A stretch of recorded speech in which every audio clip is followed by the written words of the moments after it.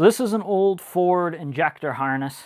You see this is a multi-point design, so I'm not exactly sure how old it is, but these have been around for a little while. So this is, I guess I should say, the remnants of a harness. And these ones obviously go outside the vehicle. Even though it's under the hood, it's still considered an exterior connector because it meets the weather. So this one is weather sealed. So now we have to deal with removing the weather sealing for access. So let's cut back our loom here. I use my fancy stitch ripping tool. Give myself a little bit of space. Okay, that's pretty fantastic. And same thing again here.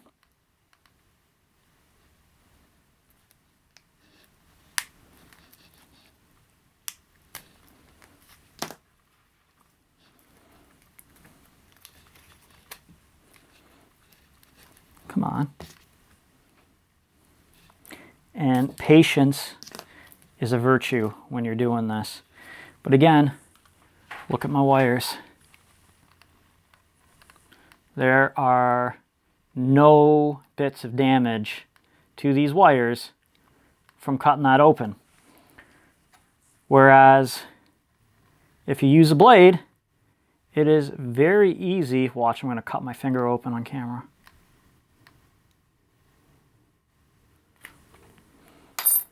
Just something like that, which you can hardly see.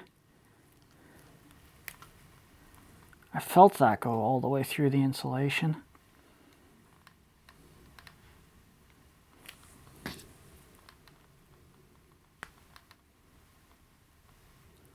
But look at that.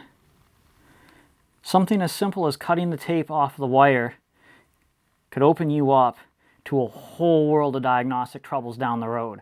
Because this isn't going to fail right away. All the insulation is damaged. All of the copper wire underneath is still okay. So over time, dirt, debris is going to build up in there, and this is going to corrode, and then that wire is going to break, and you're going to get an intermittent connection there. So that may not even come back on you, but that just, oh, can you imagine being the tech that's going to have to go through and find that, especially if this harness is located underneath an intake or something? So go to the dollar store. Go to any of your local quilting or fabric places, whatever, Amazon. These are not expensive. Seam ripper or stitch ripper, these will be called. So now that we have access to our connector, we have access to the wires in behind it, we have to pull out the weather stripping or the weather sealing. So this is sealed right here as a gasket, that orange piece. And then this gray piece is also a gasket. So again, being careful not to damage your wiring. Just work your pick, whoa, careful there. Work your pick back in and pull that weather seal out. And again, patience, patience, patience.